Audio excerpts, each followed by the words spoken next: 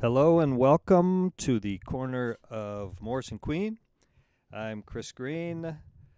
I run Atlantic News, and welcome back, Laura White, Councillor from District 7. Thank you, Chris. Good to be here. And Yeah. congrats on getting on the podcast app. Oh, yes. That's cool. Yeah, finally you can do it on your phone. Yeah, it's very exciting. Small steps forward. So we check in every couple weeks, and a lot's happened since we talked last time. Why don't we lead off with, we are in budget season. So tell us about what's happening. What's happening now? What's the next step? That's a wide one for you to talk I haven't through. looked at what comes next. We've finished. We've been through the capital budget, and we've been through two sections of the operation budget. The first one being last week we did community safety and police and fire and RCMP, and then this week was more operations like public works, parks and rec, bunch of groups there, that type of thing. So you approach these piece by piece. It's such a Yes. big animal. It's like we'll do this one, we'll do this one, we'll do this one. Okay. So yes, so we're getting a very little. We have been giving a ton of reading material. 350 pages in our capital book and about the same amount in the operation. So like I haven't read it all. I can't. It's too much. So you go home and read it, and then there you go. I do my best, and then we show up and talk about it. Yeah.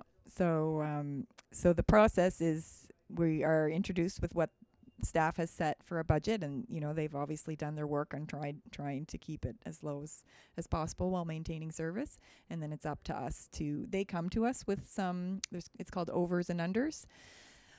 The tricky part this year is no one is coming with any unders. Not all. Many departments have over asks. So these are items that they would fund if we would allow it. So it's if we can add these items to the budget. It's called the budget adjustment list. So we add things as overs or unders. So an over would be a department comes and says you need to spend more money. They have a thing they want to do, but it's Okay. beyond what they've budgeted for. So if we want to think about doing it, we vote on it, say yes or no. We would like a little staff report, and we'll consider it as part of the budget adjustment list. And the under, no group is going to come and say spend less money on us. Well, my impression is that may have happened in the past, because Councillor Cleary asked, "Is anyone coming with unders?" And the answer was no. So it is up to us to do our homework and find some unders if we want to. And speaking of the unders or spending less money on it, as we were talking before, this came up with funding the police department. So tell us about that. Yeah. So in the police budget, so police is a little different because it's already pre-vetted by the Board of Police Commissioners. Sure. Yeah. Yeah. So it comes to us, and we can't really do that over under at council. We can this is budget committee, it's not council. All the same people, but it's budget committee. Right. We can just send it back to police or not. So there, Councillor Cleary again had a motion to consider the amount that they were requesting. They're requesting, I think, 7 civilian employees, and then there was another ask for a digital evidence management system that also comes with body cameras and car cameras. So we asked, or the motion was to put both of those, that dollar amount for those things, please go back and reconsider what you could do to cut this amount. Okay, so there was a group on the council, on the board, you included, that said, let's see where we can cut some funds. Yeah, so it was a request, it was a motion to have an under. Basically like an under, but what in effect would have happened is it would go back to the Board of Police Commission. But that didn't pass. It didn't pass. 12 folks said no, we're not going to think about that, and 5 said yes, we are going to think about it. So it didn't. Okay. So that was our only chance at an under so far. So no, I misspoke. We had another one today that did pass. Okay, but that's in police as well? No, that was for trees. For I trees. didn't vote for that one. So what happened with trees? Less money is being spent? More? No. Well, nothing's decided right now. All we're doing is deciding, are we going to consider this as an over or an under? And so today consider what? That passed by a smaller margin. This is planting trees? Cutting down trees? Yeah, planting trees. Urban forestry. I think there was a capital and an operational component to it. Okay. So that passed. So we'll get a briefing note on kind of what all is involved there and what would happen if we if we cut that from the budget. Yeah. Okay, so you're So we've got one under now, I guess. Ah. And the rest, everything else we've been doing is only adding things. Okay. Yeah. And so what's coming up next week? What buckets? I don't know Not yet. sure yet. I huh? haven't looked. They just Because come. we also have, I guess I kind of survive one day at a time here. So Yeah. Monday I've got 2 committees then Tuesday's council, and then we start budgets. I haven't even looked. Wow. Okay. All right. So Yeah. the budget season keeps you busy. Yep. What about some of the big issues today in in all Nova Scotia? One of the headlines was Fred Tilley takes power over municipal transportation. Mr. Tilley, the Public Works Minister, the proposal coming from the group that's leading the province, overwhelming support with votes. The proposal is that the Public Works Minister will be able to build, change, or demolish any transportation infrastructure that's in place under this new legislation. This sounds like that the province is going to come in and take over transportation. Is that your understanding? And That they would have the ability to, yeah. yeah, is this a good idea? Is this a bad idea? What? I don't like it. Before we started recording, we were talking about they've already done that a bit with housing. They have created a housing task force, and there's some planning changes happening now that we as the city have concerns about. Like right now, you can build buildings with no minimum bedroom standards, so you could build a whole building with all 1 bedrooms. And the concern in our rules, we had some requirements for 2 and 3 bedroom units. So for families to consider or for roommates to consider, it's an affordable way to live. So these are things that the province is saying no, it's going to be done this way, and there's a time limit on it.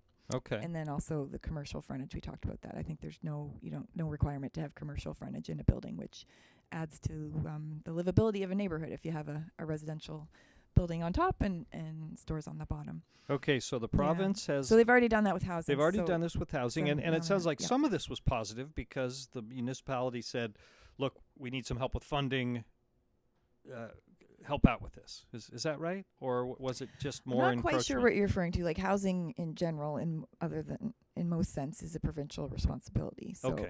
we've been very pleased that the province has been stepping up with some of the pallet shelters and whatnot. Okay. Right. So what about that's been transportation going here, well, though? yeah. And concerning, for example, the Windsor Street Exchange. We talked Yep. about that last week. Yep. And or the last time that we met, and you put out a very good argument for why that was voted down. But it sure seems from reading this and just the theme of what the group that's in power provincially is doing. Mm-hmm. They're limiting discussion from opposition. They're saying that they could come in and fire the auditor. They're coming in and saying we want more control over education.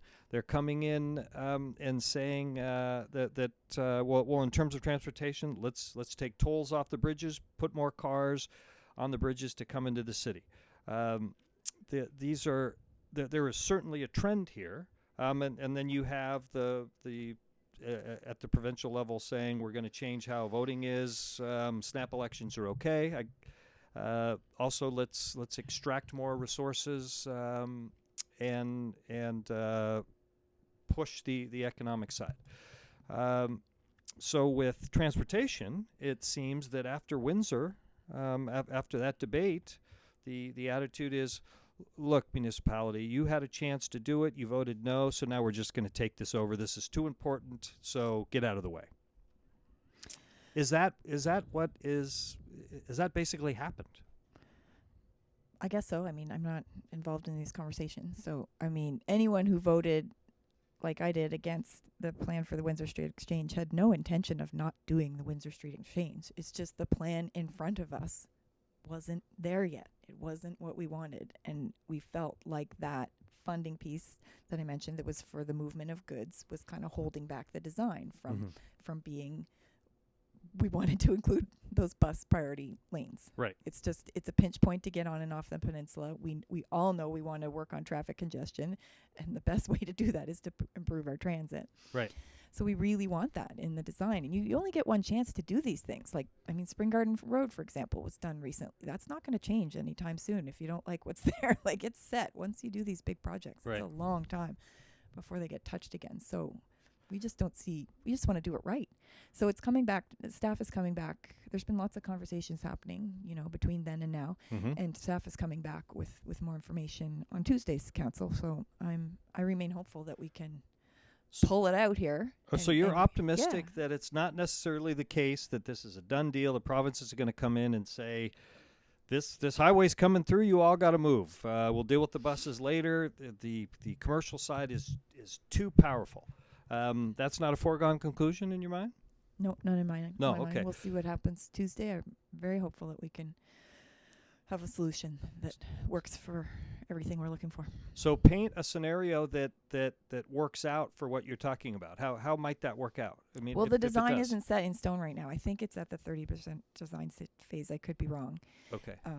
So it's a matter of changing the design to include the bus lane. Okay. And the issue was the funding that was linked to the goods movement. I think there was a date on that too. So I feel like we just want to get the design right and then get the funding to match that design. I feel like moving people and goods is going to be fundable. Right. Yeah. Okay, so it's not necessarily the case. It was all about goods. We need to think about people as well. We need to. We can't do it twice. Right. Okay, so there's hope. I have hope. Okay, good. Because it with each day, the provincial leadership is letting people know that they're in charge and they're going to run things, seemingly. Mm-hmm. Right. Yep. For example, when the regional what's the alphabet soup for the JR? Yeah, Joint Regional Transportation Agency. The CIO talked about that today. She still seems positive about that relationship. So it's changing to Nova Scotia Link. Link Nova Scotia, yeah. Link, Mm-hmm. sorry, yeah. Yep. It was a focus of just places within an hour of HRM, like Bridgewater, Truro, Windsor, but now it's the full province. Right. So I don't know. I mean, this is so new. I don't know if that's a good or bad thing, but it's a change. But she still feels good about the relationships on the working groups that are working there. The people that are there at the table are still there.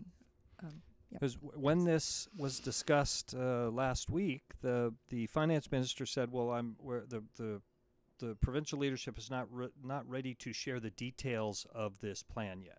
Okay. Is that right? I don't know. And from what I understand, one of the reasons is that there are interests in the provincial leadership. Oh, yes, that's true that we don't have the JRTA report. There's supposed to be a report we've been waiting for Yeah, months. you've been waiting for the report, yes. and it's not going to be released. Yes. And one point of view is that the provincial leadership would like to put light rail from the valley, from Wolfville Valley into here, Mm-hmm. but this report says that, that's going to be expensive and it's not really a priority. Okay. So the province says, okay, we're not going to release this because we're going to do it anyway. Now, interesting, light rail will take people out of cars. Right? Yeah, and that would be disappointing if we never get to see this report, because as a civilian looking at it, all the work that was coming out of it was positive to me. It really did talk about all modes of transportation. It did talk about bus and light rail and active transportation and cars. It seemed to be quite forward thinking in the inputs and the outputs from what I saw. So it's too bad if we don't get to see it. But you're at the mercy of the provincial leadership. They decide whether they will share what's in this. That doesn't seem to make sense. Is that your understanding? Yeah, we talked about all municipalities are creatures of statute of the province. So yeah, we are operating under them. We have a charter for Halifax. Halifax Charter, I believe it's called. Yes. Yeah, that we're working under, but yeah, we're definitely under the provincial government as far as we do take the lead from them. One question that I've been thinking about is what can be the role? What's the leverage point of a municipal government? If the provincial government comes in and this is what we're doing with housing, even though you don't agree with it. Here's what we're doing with transportation. It seems as though the council is in a tough spot. Where can you? Where are the leverage points? I don't know yet. I'm very interested to see what people think. I mean, life is challenging. There's a lot coming at people every day. Affordability crisis, climate crisis, like name your crisis, right? Like, so when these things come across the news and you hear them, is it gonna register? Are people gonna question this, or is it just gonna fly? I don't know. We'll see. So I have no idea. I'm trying to keep up every day. Seems to be something new and changing, and but just working hard trying to do my job. Well, right, and there's not enough hours in the day. Yeah. Now, part of that, with the council being effective, is having a strong partnership with the mayor, who's the leader of the council, right? Yep. And it's there's some other stories right now about the role of the mayor in Nova Scotia is quote unquote a weak mayor, where the mayor doesn't have a lot of powers that, say, a mayor would have in Ontario. Yeah, they have the same vote as the rest of us here, right? council. Where Ontario, a mayor has direct control over the budget. They can hire and fire people.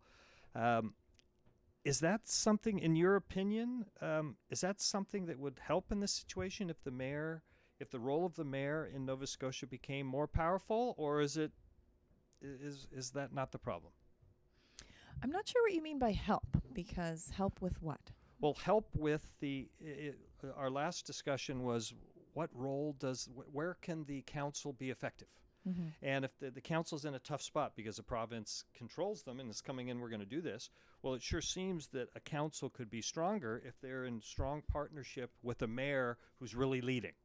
Yeah, I mean, this is why I was interested in municipal government. Is you're not part of a party. You're there representing the residents that elect you based on what matters to you and what you talk about it. and every decision that comes to council, you're deciding right up until you click the button how you're going to vote. Like, you do your pre-reading and you come with your questions and you talk about it and you listen to your colleagues what they think about it, and people change their mind in the debate, in the discussion.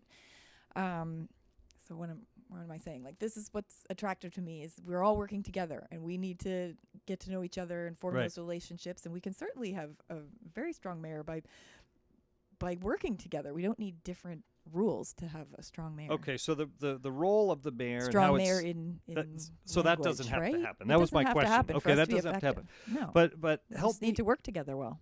Help me out with this, because it seems so far that the mayor was defeated in the two big pieces that he was pushing for. The homeless encampment situation, he lost that vote.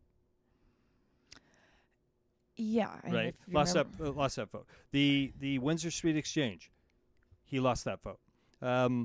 He in this issue of that we spoke about earlier with the provincial, the public works minister now taking more and more power. The quote from Mr. Fillmore was, "Well, we think that's a good idea." So it seems as though he. I'm a little confused.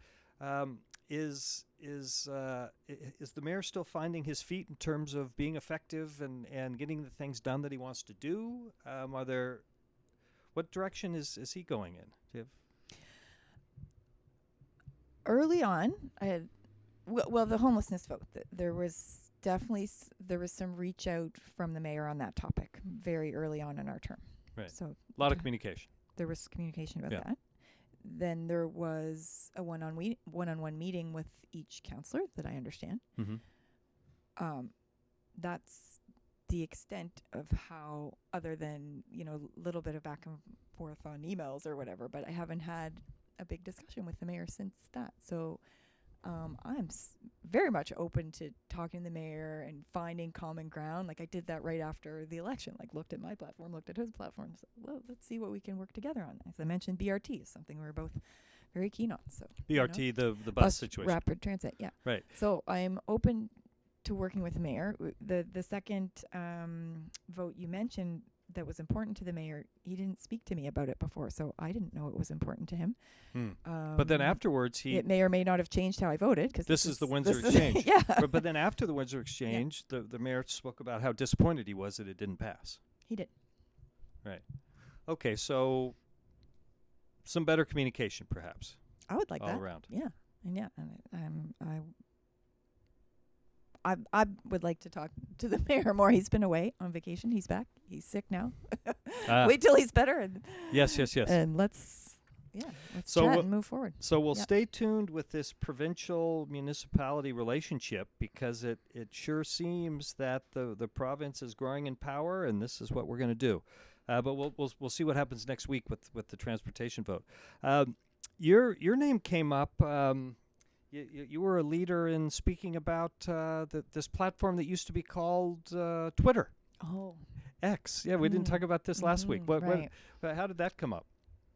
And what I was had your been thinking about it and communicating back and forth with staff on various social media platforms, just like things are changing so fast, right? Like Meta took away their fact checkers, and that was something. And sure. But then I think with our neighbors to the south talking about wanting to make us part of their country, I'm like, okay, enough is enough. Right.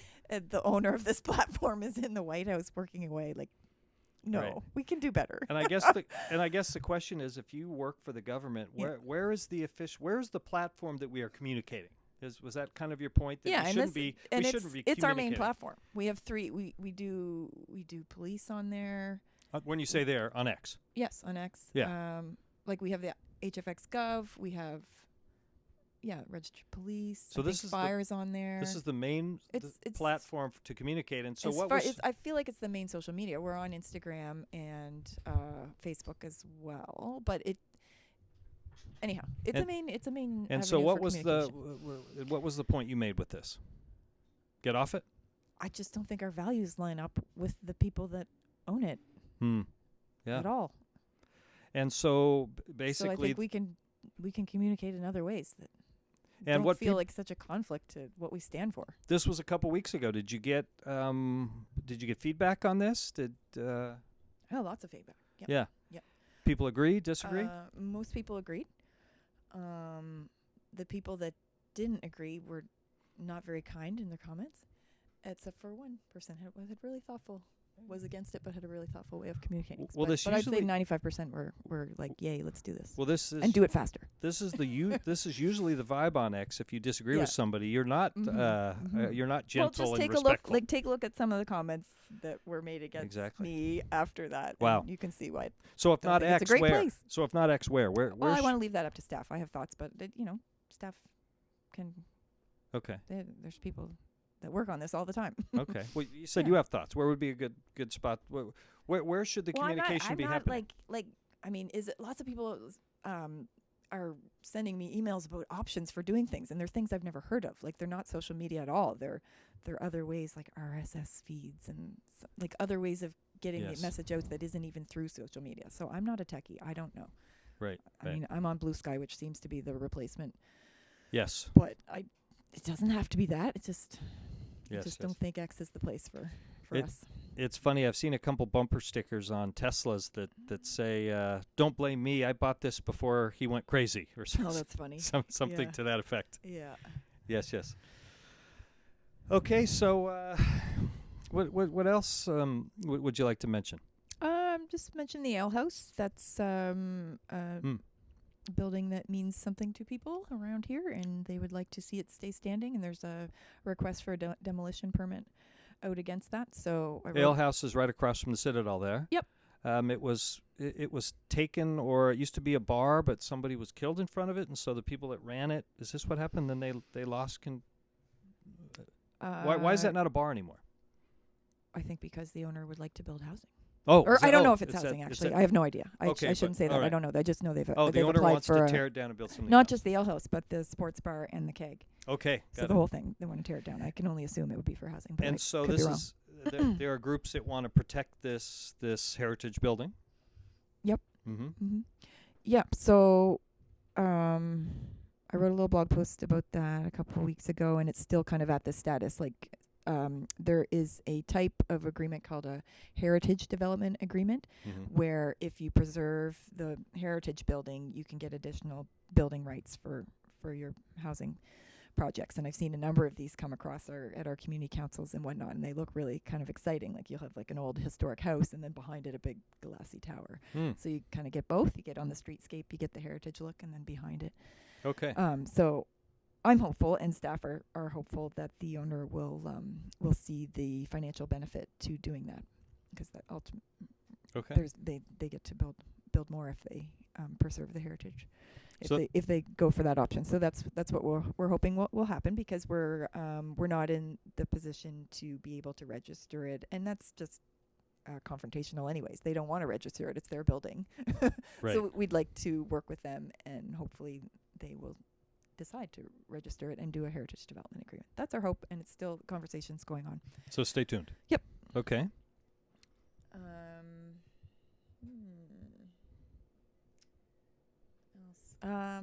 I'll just a bit Roby Street widening. We've been getting, I don't know if you've been hearing about this. There's a lot of people writing in, learning that Roby Street, this has been in the works for years, that Roby Street is a transportation corridor. And so first it would become, I forget the wording, but bus lanes, like bus lane in each direction, plus a car lane in each direction. And in the future, it would be a bus rapid transit corridor where you'd have the buses going up and down the middle, kind of like a... So this would be where? Between, like, south, as far as south, or? For Roby? Yeah. I think all the way... I don't know if it would go beyond Inglis. I can't remember, but the whole direction. Okay. Yeah. So there's parts of it that are plenty wide enough for that now, but there's parts that are not. So that's the issue, and like, people are against widening it. People are against widening because we know that widening for car lanes, it doesn't work. Eventually, it gets filled up and you have congestion again. But that's not what this is. This is widening for rapid transit and bikes. No. They said they can't fit active transportation on this one. Active, okay. Yeah, so it would be wider sidewalks, car lane, and bus lane in each direction. What's the current status then? Has anything been decided, or this will be? Well, that was decided years ago. I think 4 years ago. Okay. And so they're working on purchasing the land to widen it in the spots that need to be widened to make that happen. And what does that mean? You buy land, you tear down a house? Yeah, there's housing that will go, and so they don't. If there's part of a property they need, and whatever building's on it has to come down, eventually that'll get built up again. They'll take what they need for the transportation corridor, and then a lot will remain for development. So, and you're hearing a lot of criticism, a lot of worries that this is going to change the nature of the street, and that. Yeah, and I share them 100%. Like losing big old trees, we don't want that. Making streets wider for crossing, we don't want that. But it is. And the questions I've been asking, and to make it clear, we are keeping the car traffic. We could do this right now if we decided not to have cars on Roby Street, but I don't think we're there yet as a city. No. So it is widening to include a bus lane in each direction. So it's not. I get some emails that seem to understand that, but I do get a lot of emails that don't seem to understand. This is not just widening for cars. This is widening to have rapid transit and eventually. Dedicated transit to start, and then rapid transit. So this is a case of there's a lot of confusion and anxiety, and this is a situation of you communicating and educating on here's why it's happening. Well, I mean, it's because it's already happened. I agree with you. I agree with everyone that's writing me. I have the same fears about it. I've mentioned Bears Road a lot. I've talked about because Bears Road is the only strategic corridor that I can see developed, and I really don't like it. What they did there, they actually widened, so there were 2 car lanes in each direction, and they added a bus lane. So now it's a 6-lane road with no trees. It's not a pleasant road to be on. It's a really unpleasant place, and yes. I'm just nervous. I don't want to see that happen to Roby Street, and Roby won't be that wide because it'll just be 4 lanes. But there will be lost trees, for sure. If this goes through. How do we avoid Roby Street turning into Bears Road? Yeah, I'm having conversations. I'm going to go for coffee with one staff, and I mean it's happening. It's in the capital book. There's about $1.5 million for the next 3 years, and then the big money doesn't come until 28, 29. Okay. So, So there's space here to do this I mean, the it's right already way. approved. Council would have to come back and take it away if we don't want. We need we need better transit. But there's space and But there's time. and you know what I think the biggest thing is the public consultation, and that we got some information on that today. So the only public consultation that's really happened is part of the IMP, which is a 8-year-old plan, integrated mobility plan, but that wouldn't have talked about this specifically. And then the regional plan is part of that. I mean, the documents are public. It shows what little parts of Roby Street have to be purchased to widen. So it's been public for a long time. I'm not sure what triggered it being an issue right now, because it has been public for a while. So Probably just the construction that's going on right now. well, actually, no. I'm sure what it is. The purchase of there's some affordable housing that's being purchased there, and it's not going to. Tenants have to leave. Yes. Yeah. Yeah. So that's the issue. Yeah. So yeah, it's not super comfortable. Nothing's being constructed yet. Okay. Yeah, we're still talking about it, but we're talking about it, but it is already moving forward. I Yeah. see. Yeah. Okay. Well, thanks for the discussion, Laura. And if people want to find out what you're doing, you have a blog or a website. How can people either get in touch with you or find out what's happening? I finally got my first newsletter out with the new technology. Nice, So congrats. I do have a website, laurawhite.ca. Okay. So you can sign up there to get e-newsletters.